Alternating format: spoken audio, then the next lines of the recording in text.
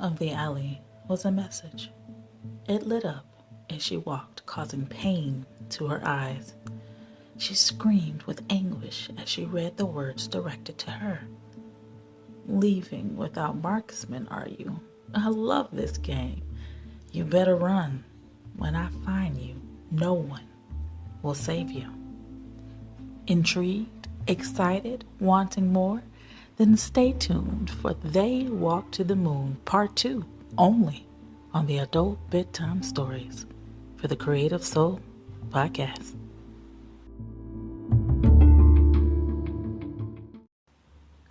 Good evening, creative people. I am your host, Kamani, and welcome to They Walk to the Moon series. So get ready with your favorite drink, get a comfy blanket, and let's enjoy the show. Let's dig into They Walk to the Moon, Part 2. She ran as fast as she could, holding her breath to keep from crying. Her hands gripped her side pocket, for she was aware of the dangers surrounding her. In her pocket held her brother's dagger, and around her neck held the medallion he gave her while on their last walk home. She knew of their power, but was reluctant to take them out. Any marksman could find her from just their shine.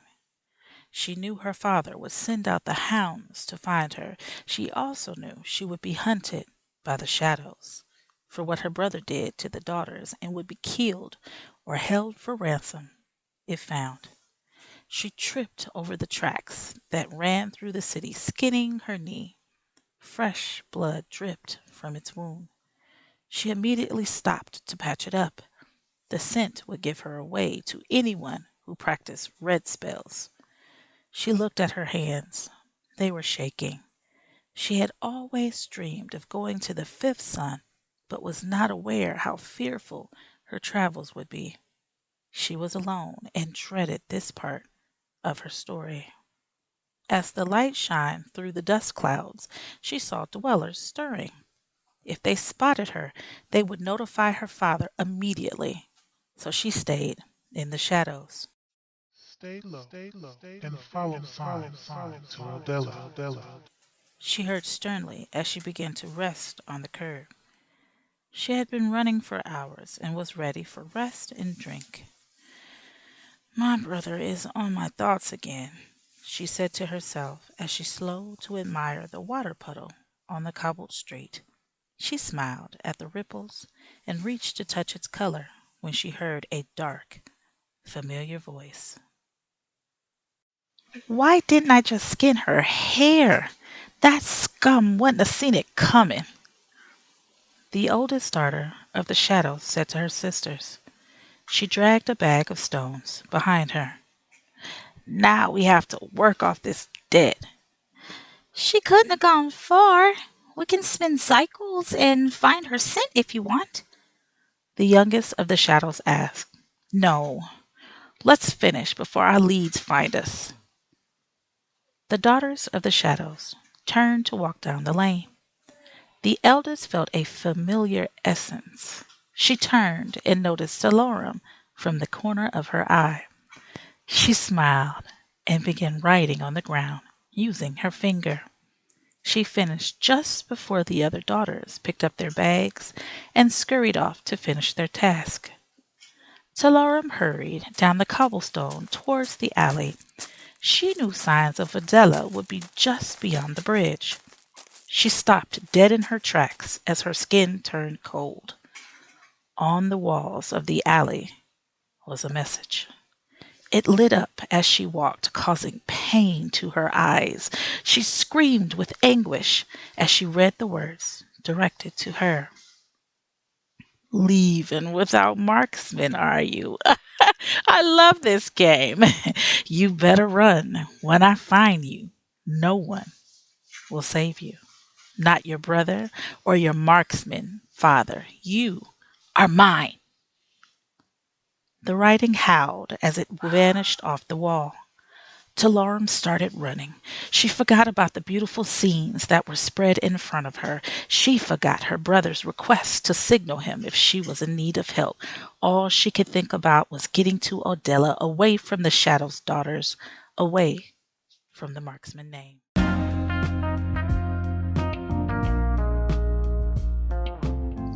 His back was toward me as he focused on his clothing. I could see his muscles flex as he put his t-shirt over his head and rolled it down his fine chiseled abs. My mind was on fire, and I knew I would have a purchase Shea Butter Rocks today, a spinoff of Jasmine and Sean's Sexy Encounter.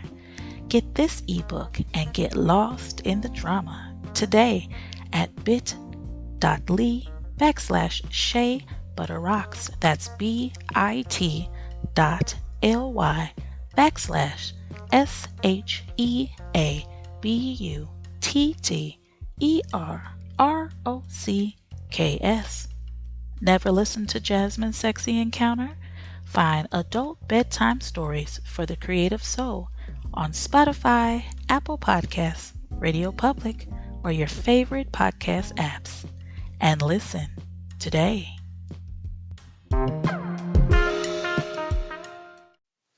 Night found Talorum tired and hungry as she ate the last of her rations. She had a few large pieces left, but wasn't sure of the next time she'd find food. She saw crows sitting on a nearby rock, watching her every move. They smirked and squallered at her. I wish I had learned how to sharpshoot, like my father had insisted, Talorum whispered as she walked toward the rocky cave. When Talorum was 4, her father took her to the beams to learn the marksman task. He was determined to make a man out of her, for he wished for another lad. Instead, he was given a shy, skinny one who wanted to watch the crows find food for their own. Talorum ran swiftly, chasing crows through the beams, hoping to catch one and talk. She loved their freedom, their independence. Talorum, we are going this way. He pushed past the vines and grabbed her arm. He dragged her to the opening where a clearing was made. There, she saw her brother, always working, but he nodded her way. She wiggled from her father's grip and proceeded to walk the beam. She balanced while watching the crows, each on the ground, taking scrubs one by one. She pulled back her bow and aimed toward the crow. No matter how hard she tried, she couldn't take its life, for she loved them, and she knew they loved her. She took a step forward, only to trip on her own foot, her body falling off the beam, slamming into the ground. Her father walked over to her and shook his head. As she turned her head to see him clearly, he was gone. Her brother picked her up and dusted off her cloak. He means well, Talorum, he does. He put Talorum on his back and walked with her home. Talorum climbed the rocks, 1 foot at a time, slowly, until she was near an opening in the cave. She remembered this vision from a dream she had many moons ago. She was to cross the wooden bridge into Odela, find the seer in the town, and trade her dagger for passage to the 5th moon tower. Talorum looked at the wooden bridge. It was old, many centuries old. It was held together by ropes, crisscrossed on every side. She took hold of the ropes and began walking toward the town. As she walked forward, she missed her step. She fell through the broken wood. She grabbed the ropes, hoping to stop her fall, only to cause a long scar on her side. She held tightly as she looked down onto the rocks. If she let go, there would be nothing to break her fall. She began to panic. She felt her grip slowly loosen as she tried to pull herself up towards the bridge. "Brother, I need you!" Talorum cried as each finger slipped off the rope it held. She could not grasp her medallion to call her brother properly. She closed her eyes and felt her body begin to fall. A hand caught Talorum's as she cried.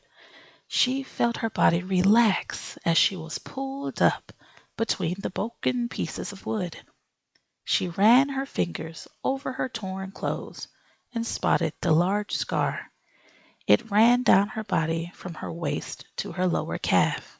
It burned to the touch. She was relieved to be alive. She quickly remembered her eyes had been closed the whole time and was ready to thank her keeper. She opened her eyes and stared into the face of death and darkness. "We meet again, scum." The eldest of the shadows laughed wildly while blowing blue dust into Talorum's eyes. Talorum struggled as the daughter pushed her into the large bag, burned the opening, and threw the bag over her shoulder. And that's it. You've been listening to They Walk to the Moon, Part 2, only on the Adult Bedtime Stories for the Creative Soul podcast. If you haven't listened to Part 1, go check out They Walk to the Moon, Part 1 on Spotify, Apple Podcasts, Pocket Casts, or any of your favorite podcast mediums. Did you enjoy the show today? Look, I know I did. Who knew Talorum would find herself in such a bind? I hope she can make it out alive. Maybe, if she uses her dagger. I don't know. Who knows? Make sure to follow the podcast on Spotify or Apple Podcasts to know when the next episode will air. And also, don't forget to pick up the Marksman Dagger hoodies available now on Teespring. Click the website link to take you there or go to bit.ly/M versus S. That's bit.ly/M VERSUS.